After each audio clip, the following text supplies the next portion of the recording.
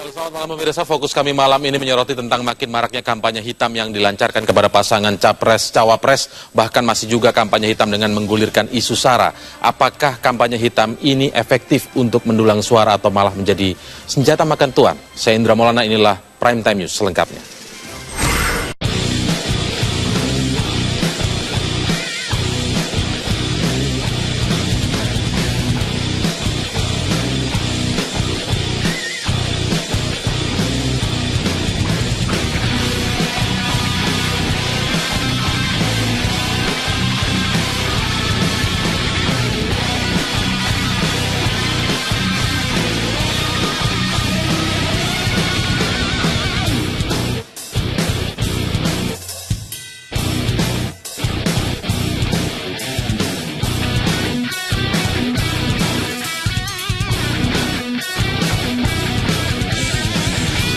Pemirsa, kampanye hitam terus dilancarkan kepada pasangan Capres-Cawapres Joko Widodo Yusuf Kala. Kampanye hitam yang dimunculkan mulai dari isu SARA hingga memelintir rekaman wawancara. Seberapa efektifkah sebenarnya kampanye hitam dilakukan dalam konteks pemenangan, atau masyarakat pemilih lebih ingin mengetahui program kerja dari masing-masing Capres-Cawapres? Kami akan mengulasnya kali ini dengan pakar komunikasi politik Profesor Cipta Lesmana. Selamat malam, Prof. Cipta. Kemudian ada analis politik Boni Hargens. Bung Boni, selamat malam. Selamat malam, Indra. Baik, kita ingin segera menganalisis atau membedah permasalahan tentang kampanye hitam efektif atau tidak. Tapi sebelumnya kita akan lihat dulu rekan saya Putri Ayuning Tias yang akan meminta klarifikasi atau mewawancarai bakal calon wakil presiden Yusuf Kala dari kediamannya. Putri, silakan. Terima kasih Indra. Saat ini saya sudah bersama bakal cawapres Yusuf Kala yang akan mendampingi bakal capres Joko Widodo. Pak JK, terima kasih sudah bersama kami di Prime Time News. Kita masih akan membahas sebenarnya tentang video yang beredar beberapa hari terakhir, 2-3 hari terakhir tepatnya. Video itu diambil pada tahun 2012 gitu ya Pak JK, beberapa bulan setelah pelantikan Joko Widodo dan Basuki Cahayapurnama sebagai gubernur dan wakil gubernur DKI Jakarta terpilih. Jadi Pak JK, awalnya saya tanya konteks dulu. Ketika diwawancara pada saat itu, pertanyaannya memang sudah ada nih. Saya juga sudah membuat transkrip kebetulan dari video aslinya terkait dengan capres kaum muda. Jadi bagaimana konteks itu kemudian dikaitkan dengan sekarang Pak JK? Karena ini justru menyerang balik gitu. Ya, itu tidak apa-apa. Itu perlu diklarifikasi konteksnya. Konteksnya tadi seperti yang dikatakan, ini suatu diskusi semuanya. Ini diskusi 4 juta jiwa penduduk. Jadi jangan ukurannya umur, ukurannya kemampuan dan pengalaman. Itu yang paling pokok. Dan memang karena itu walaupun muda harus ada pengalaman. Kalau tua pun tidak ada guna, aku tidak ada pengalaman. Jadi bukan konteks umur, konteks pengalaman dan pengetahuan, kemampuan terujilah. Kalau saya bilang jadi menteri, ya bolehlah coba gubernur, tapi karena bisa dikoreksi. Kalau presiden siapa yang koreksi kalau salah kan? Jadi harus seperti itu. Nah, di sini tanyakan bagaimana Pak Jokowi. Wah, Pak Jokowi kan baru beberapa bulan nanti masuk langsung menjadi presiden. Pada saat itu, pada saat 2012, itu ya? Konteksnya baru 3 bulan kali masa langsung presiden, biarin dulu punya pengalaman. Karena itu penting. Nah, kalau konteks sekarang kan beda. Setelah punya pengalaman kan sangat dekat-dekat pengalaman. Kalau waktu itu mau jadi, jangan dulu. Punya pengalaman dulu, punya pengetahuan dulu mengenai nasional. Karena itu kita bertanggung jawab.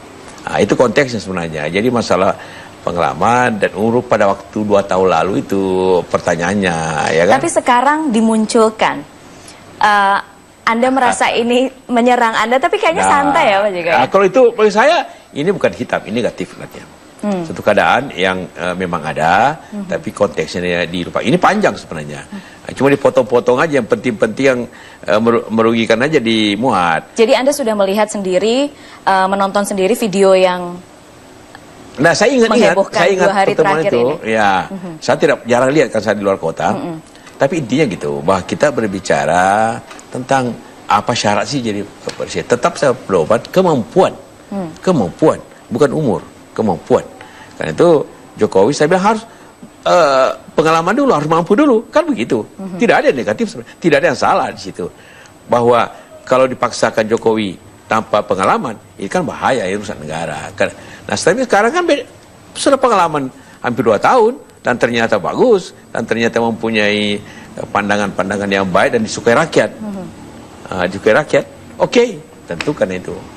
Tentu juga keraguan saya pribadi, tentu saya juga merasa yakin karena diminta untuk mendampingi Jokowi. Jadi dasar kerakyatan, rasa dekat rakyat, dasar pengalaman jadi pemerintah di daerah. Kemudian saya dampingi dengan pengalaman nasional. Saya kira kemudian saya tidak ragu lagi. Oke, jadi saat itu 2012 ketika pernyataan itu diambil. Iya. Gitu ya. Tapi sebenarnya sekarang videonya sudah tayang, banyak yang sudah melihat, banyak yang sudah merespon.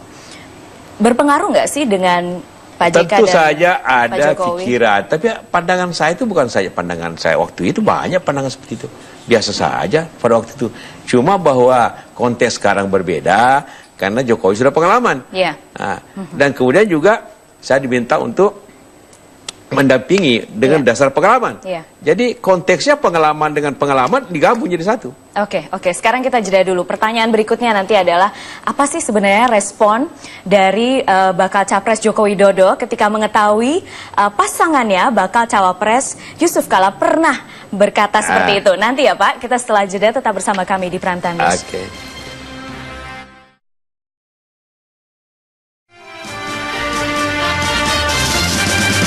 Terima kasih pemirsa, Anda masih menyaksikan Prime Time News. Saya masih berada di kediaman bakal Cawapres Yusuf Kala. Tadi di awal, di segmen awal, Pak JK sudah mengatakan bahwa video yang saat ini beredar di YouTube itu adalah jenis negatif campaign gitu ya Pak? Ya. Dan sah-sah saja? Oh, sah-sah saja. Negatif, kalau negatif itu tidak terlalu bahaya. Tidak dipermasalahkan? Ya kita dalam hukum politik negatif itu boleh-boleh saja. Oke, tapi cuma sebenarnya kita klarifikasi dengan, dan juga harus ada etikanya, dikasih tahu kapan itu. Jangan dikasih tahu hari ini, itu hampir 2 tahun lalu. Oke. Tapi bagaimana sebenarnya respon dari pasangan Bapak nih, Pak Joko Widodo? Kami punya pernyataannya, kita simak bersama pemirsa. Itu disampaikan Pak JK kan pada 4 bulan setelah saya menjabat, ya kan? Waktu itu elektabilitas kita tinggi. Ya kan? Pak JK betul itu, kalau saat itu saya dicapreskan itu keliru. Karena apa? Saya kan belum mendeliver program atau hasil-hasil kerja yang ada di Jakarta. Iya enggak? Kan belum. Jadi kalau dikomentari itu benar gitu loh. Masa kita baru 4 bulan langsung mau dicapreskan. Dan saya saat itu kan saya sampaikan, nggak mikir ya, memang nggak mikir betul. Karena kita pada posisi bekerja. Tetapi setelah kita bekerja ini kan mesti ada hasil. Ada Tanah Abang, ada Pluit, misalnya ada Rio, MRT dimulai. Nah, sekarang tanya Pak JK sekarang. Gitu, tanyanya sekarang, tanya Pak JK gimana? jawabannya pasti akan beda.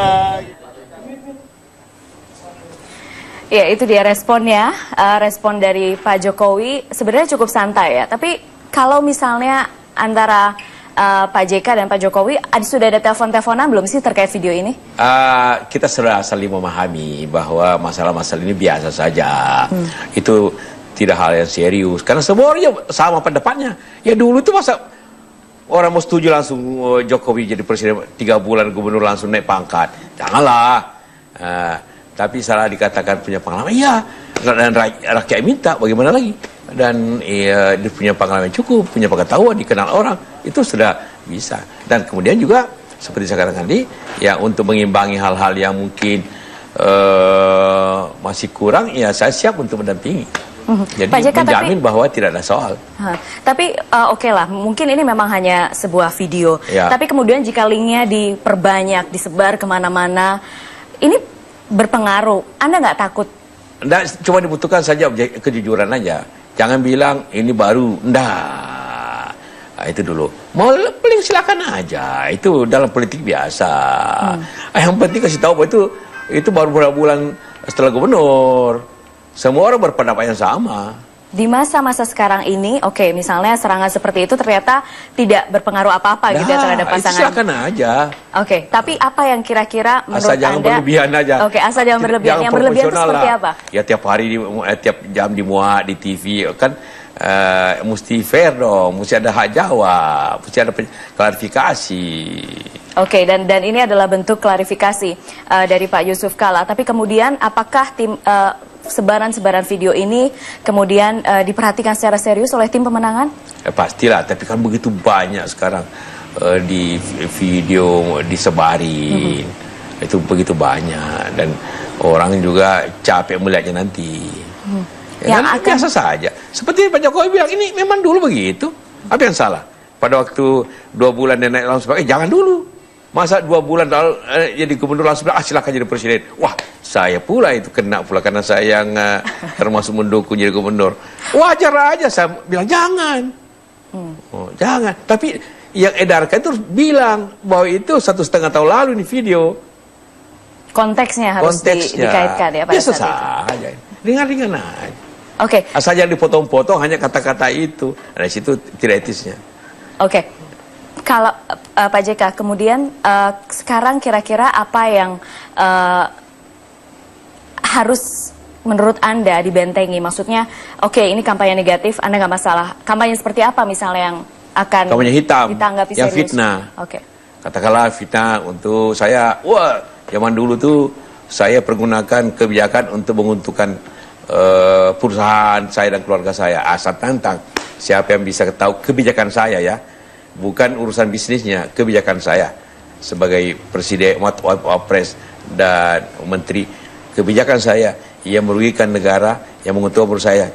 Coba sebut, saya kasih uang 1 miliar, tapi kalau salah, you mesti bayar saya 10%-nya saya. Itu sudah sempat Anda katakan. Sebenarnya udah ada respon belum sih Pak JK soal belum itu? ada, karena tidak ada yang bisa. Belum ada yang berani memberikan daftar itu? Memang belum tidak ada. Kebijakan saya sebagai wapres ya. Kalau urusan bisnis mereka silakan aja. Masa dilarang bisnis, dilarang kerja. Tapi tawaran itu masih terbuka? Masih terbuka kapan saja. Asal ini berarti Anda menantang 240 juta loh. Anda menantang 240 juta rakyat. Saya nantang. Saya tidak semua, bukan hanya 1-2 orang. Masa nantang 20 juta. Itu hanya 1-2 orang kok. Suka ngomong gitu. Nah, kita nantang aja. Untuk menghadapi 1-2 orang itu, apa yang Anda akan lakukan? Nggak ada. Nyoba gitu aja, silakan aja. Kita ringan-ringan aja. Ini serius loh Pak, serius. Pemilihan presiden loh Pak. Serius. Tapi responnya sesantai ini? Iya. Kenapa tidak? Memang tidak ada. Sama Jokowi ditantang, oh itu bukan Islam benar apa. Ya nah, kita nantang. Nantang ngaji aja. Antara calon capres, nantang ngaji. Nah. Nantang ngaji? Ngaji.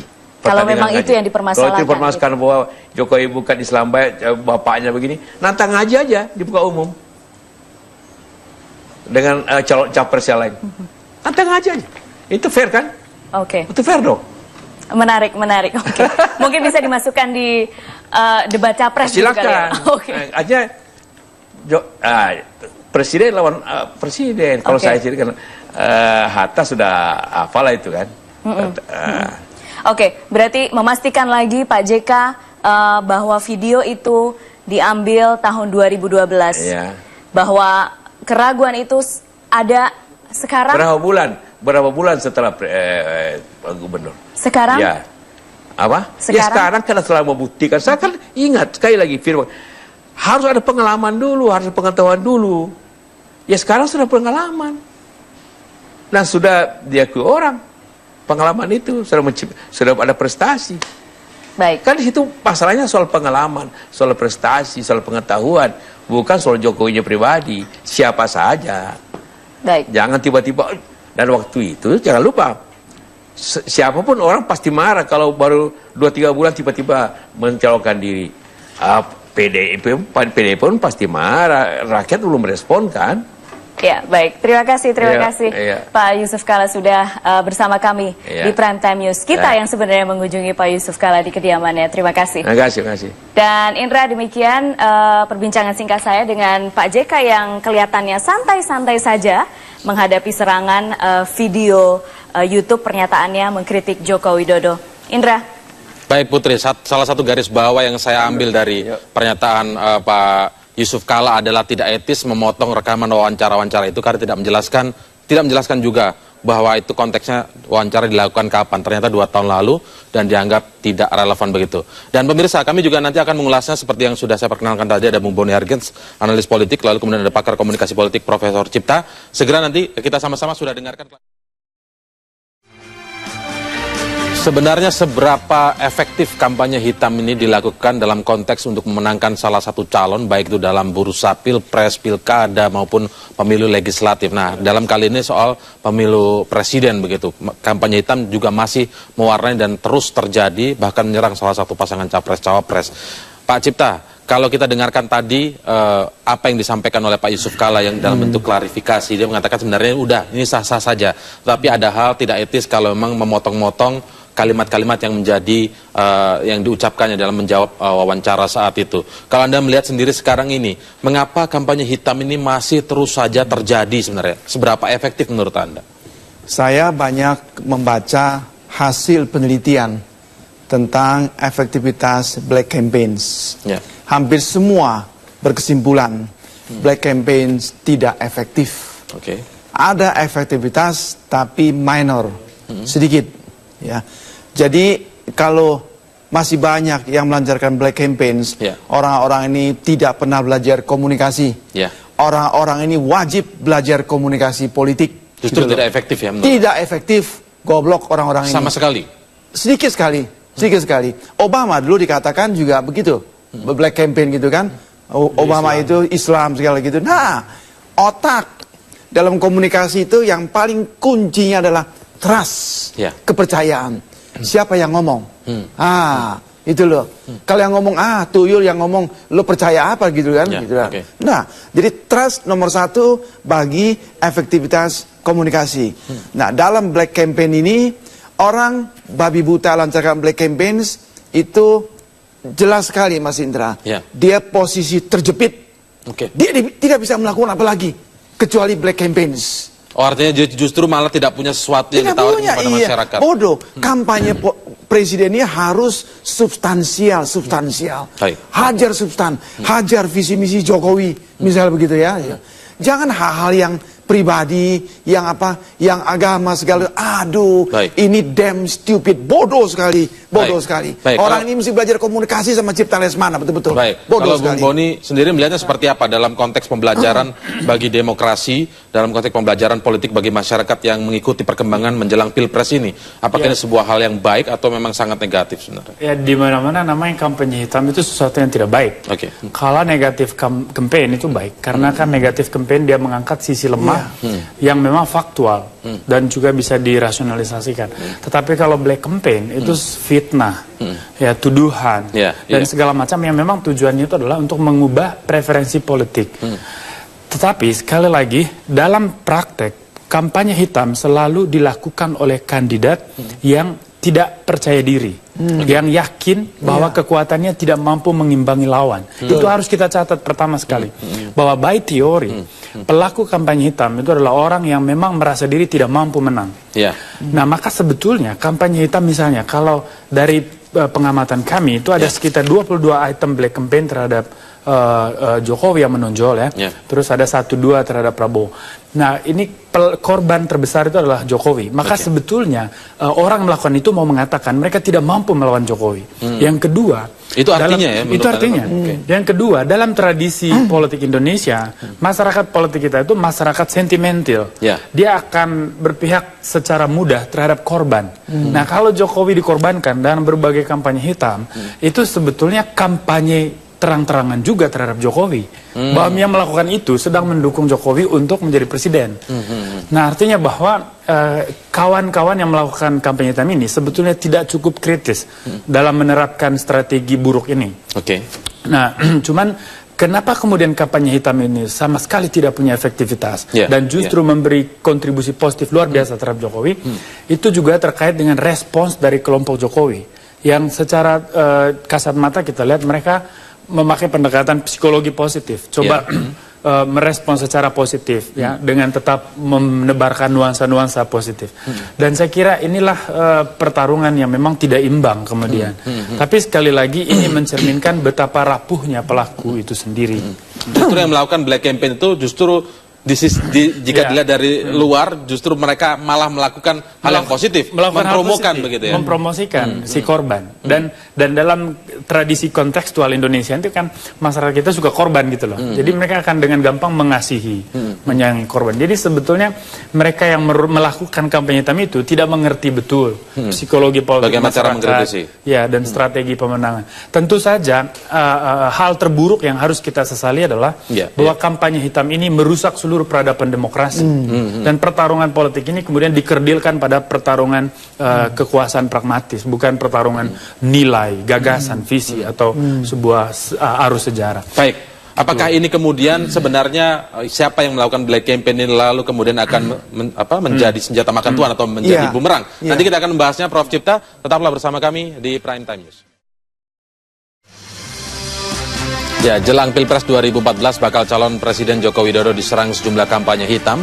Namun bagi Jokowi lebih baik menyampaikan visi misi serta program kepada masyarakat daripada melancarkan kampanye hitam terhadap kubu lawan. Tapi cara-caranya, meskipun kita tahu masyarakat masyarakat sudah pintar dan nggak percaya terhadap hal seperti itu. Tapi kan juga namanya ini kan kampanye hitam ini kan, saya kira cara-cara yang lebih baik bisa kita gunakan. Akan menelusuri adu gagasan, adu program. Ya, lebih baik pada fokus ke program kerja begitu, Prof. Cipta. Tapi yang ingin saya tanyakan, Prof. Cipta, kalau memang seperti yang dikatakan oleh Joko Widodo tadi bahwa sebenarnya masyarakat sekarang sudah cerdas, lebih baik mendengarkan program-program kerja dari masing-masing capres cawapres begitu. Tapi kenapa sekarang ini masih saja terjadi jika memang sebenarnya masalah kampanye hitam ini bisa jadi menjadi bumerang bagi yang melancarkan kampanye hitam itu sendiri. Menurut Anda memang akan bisa menjadi bumerang ini? Iya, tadi saya katakan bahwa menurut banyak penelitian black campaign itu tidak efektif, ya. Bahkan efek backfire, menampar muka sendiri. Itu banyak hasil penelitian begitu ya. Tapi kok kenapa jalan terus? Jawabannya dua. Yang pertama, mereka nggak pernah baca hasil penelitian, ya, nggak ngerti komunikasi. Yang kedua, ya nggak punya senjata lagi, mau hantam pakai apa gitu loh. Ya, saya sependapat dengan Bung Boni, jadi nggak ada kepercayaan gitu loh. Sudahlah, hantam ini terus aja lah. Dan khusus dalam konteks Indonesia, Mas Indra, ingat, barang siapa yang dijolimi, dia pasti akan mendapat itu masih berlaku dukungan. Sekarang menurut Anda? Masih di Indonesia ini masih. Justru dia itu bagi akan kubu siapa saja yang melancarkan kampanye hitam. Iya. Jadi berbahaya. Hati-hati melancarkan kampanye hitam. Jangan menurut saya. Tapi kan dalam teori misalnya, dalam sebuah teori untuk pemenangan misalnya begitu, Prof. Cipta, ada upaya untuk mengangkat diri sendiri dengan menyampaikan program kerja atau visi misi, tapi ada juga berupaya untuk mendegradasi kubu lawan, tapi tentunya dengan data dan fakta. Itu bukan black campaigns, betul. Saya kampanye, saya berusaha meninggikan saya. Saya ini pinter, program saya bagus. Di sisi lain, saya merendahkan lawan saya. Itu normal, biasa itu. Tapi itu bukan black campaign itu. Itu bukan black campaign. Black campaign ini gelap. Sadis sekali dan tujuannya adalah character assassinations, menggorok karakter, habis sama begitu loh. Nah, dia lupa, dia menggorok, pisaunya tumpul gitu loh. Akhirnya kena tangan sendiri, kena muka sendiri. Jadi jelas banyak sekali, saya bisa ajukan di sini banyak sekali hasil penelitian black campaign itu backfire effect. Tidak efektif. Orang-orang yang dapat pesan-pesan black campaign ini tidak akan mencoblos gambarnya, mencoblos benderanya. Tidak. Paling sedikit sekali gitu loh. Jadi saya kira ya siapapun yang melancarkan ini, saran saya adalah malam ini juga buka buku komunikasi. Lihat hasil-hasil penelitian. Begitu ya. Tetapi kalau kita cermati Bung Boni, seperti memang di pemilu-pemilu yang sebelumnya begitu ya, baik itu pileg maupun pilpres sebelum-sebelumnya, memang ada isu-isu ini selalu bergulir juga. Tapi kalau kita lihat yang sekarang, apakah mungkin karena faktor head to head hanya ada dua calon, kemudian masalah black campaign ini masih cukup begitu masif, atau kalau bisa saya sebutkan lebih banyak dari pemilu-pemilu sebelumnya? Sebetulnya sih lebih parah black campaign pada saat Jokowi menjadi calon gubernur Jakarta. Tapi ternyata kan dia menang. Nah, artinya bahwa betul masyarakat kita ini sudah cerdas. Tapi lepas dari cerdas, soal pilihan politik bukan hanya soal kecerdasan, tapi ini soal keberpihakan perasaan, emosi. Jadi keseluruhan afeksi dari masyarakat. Dan di situ kemenangan Jokowi menurut saya. Maka saya selalu ingin mendorong satu tesis baru bahwa elektabilitas tidak secara otomatis oleh karena popularitas memang, karena di situ bisa masuk politik uang. Tetapi ketika ada faktor di dalam antara popularitas dan elektabilitas, itu ada lovabilitas. Orang itu tidak bisa kalah. Lovabilitas adalah kadar seseorang dicintai. Dan harus diakui bahwa kemenangan Jokowi di Jakarta 2012 itu karena kadar lovabilitas yang begitu tinggi. Ini tesis baru nih ya? Ini tesis, saya sudah tulis itu di Kompas minggu lalu.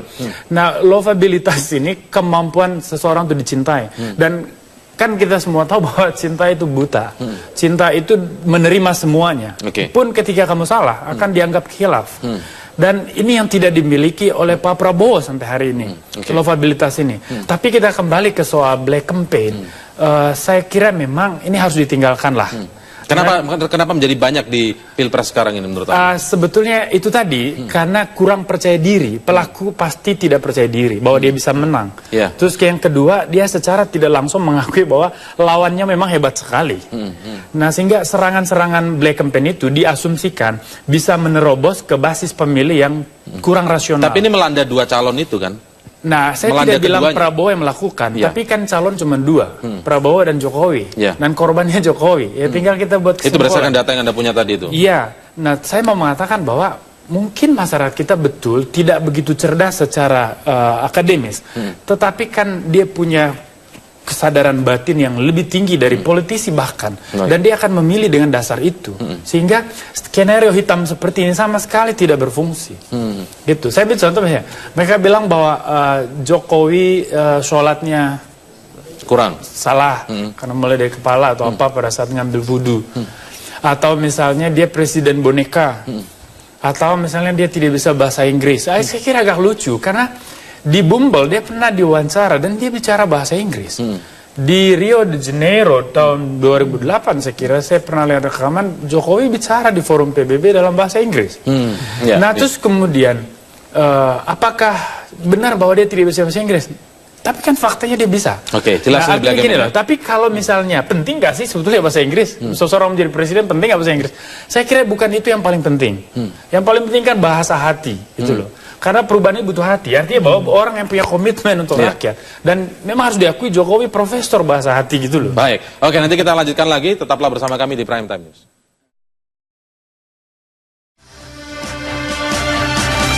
Bacawa Pres Yusuf Kala meminta berbagai pihak agar tidak terus-menerus melakukan kampanye hitam, terutama dengan menggunakan isu SARA. Menurutnya hal itu dapat menjatuhkan martabat seseorang. Di black campaign itu, ya kita klarifikasi terus-menerus. Menjelaskan itu, tapi saya sarankan, saya minta betul jangan kita black campaign dengan SARA, itu berbahaya, karena itu menyangkut martabat orang, menyangkut pribadi, soal agama contohnya. Sampai saya bilang kalau setiap orang selalu meragukan agamanya Jokowi, kayak di Aceh aja lah, pertandingan pengajian Al-Quran antara capres dengan capres, boleh. Ya, isu SARA kerap menjadi salah satu amunisi untuk melakukan kampanye hitam. Prof. Cipta, bagaimana Anda menilai kenapa masih saja isu SARA ini terus dijual terus-terusan begitu? Ya, SARA ini kan serius ya gitu ya. SARA ini sangat berbahaya. Maka waktu era Pak Harto itu dibatasin sekali SARA gitu ya. Karena SARA kalau diobok-obok ini bisa menggoyahkan sendi-sendi masyarakat Indonesia. Kita ini kan negara multi etnik, multi agama, multi bahasa yang terbesar di dunia. Jadi jangan lagi itu. Kan semboyan kita ini kan Bhinneka Tunggal Ika, itu mesti dihormati. Nah, kenapa masih diobok-obok terus? Ya itu. Karena mereka melihat inilah cara yang bagus untuk menghantam Jokowi JK gitu ya.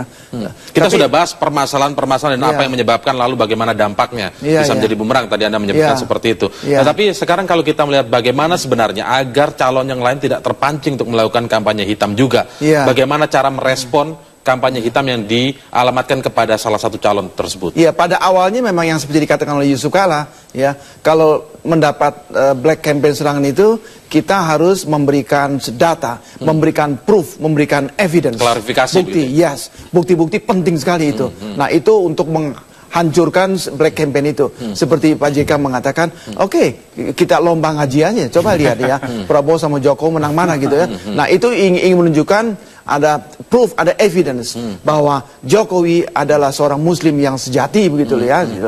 Nah, kecuali itu saya kira nggak usah memberikan reaksi yang over gitu, nggak usah. Jangan terseret, bodoh sekali. Yang satu black campaign kita terseret, kita ikutin dia, salah, keliru sekali.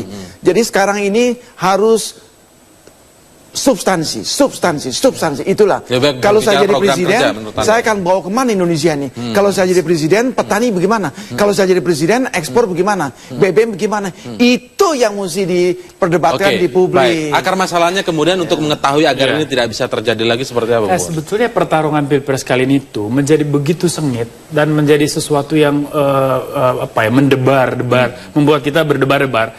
Itu karena memang ini dua pertarungan arus sejarah, ya, menurut saya. Kita tahu Pak Prabowo itu anak kandung Orde Baru. Dia lahir besar di Orde Baru. Dan semua kita melihat dia sebagai jenderal yang representasi dari Orde Baru. Dan di satu sisi ada Jokowi, itu datang dari bawah, ya, wong cilik yang kemudian menjadi besar karena kinerja dan produk reformasi dalam bahasa majalah Time. Nah, ini pertarungan antara masa lalu dan masa depan sebetulnya. Makanya saya bilang ini arus. Kalau Prabowo menang, artinya masa lalu menang. Artinya proses sejarah demokrasi ini mau tidak mau harus berdamai kembali dengan nilai-nilai masa lalu. Tapi kalau Jokowi menang, kenapa bisa dikaitkan maka ini dengan pertarungan ke depan. Demokrasinya akan terus berkembang ke depan.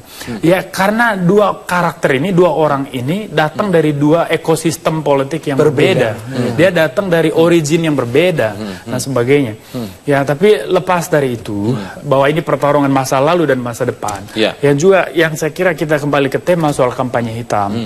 Kampanye hitam ini kan, dia muncul, tadi selain memanfaatkan kesadaran politik masyarakat yang dianggap tidak cukup memadai, juga sebetulnya dia mengangkat tema-tema seperti SARA dan sebagainya itu kalau dalam teori tuanya Le Bon itu dia masuk ke penularan psikologis, bahwa begitu orang disentuh identitas kelompoknya dia akan bergerak, akan bereaksi, dan ini sebetulnya yang mereka targetkan. Tetapi mereka lupa bahwa yang melakukan kampanye hitam itu tidak cukup mendapat apresiasi dari publik, sehingga mereka tidak mampu secara efektif karena publik sudah cerdas mencapai tujuannya. Karena publik sudah cerdas. Yang kedua, memang strategi kampanye hitam tidak tepat konteks untuk Indonesia. Yang ketiga, itu tadi memperlihatkan betapa mereka tidak percaya diri. Untuk kemajuan atau kepentingan demokrasi ke depan, artinya kampanye hitam, stop kampanye hitam gitu. Stop. Baik, terima kasih Bung Boni, Prof. Cipta telah hadir bersama kami di Prime Time News. Selamat malam.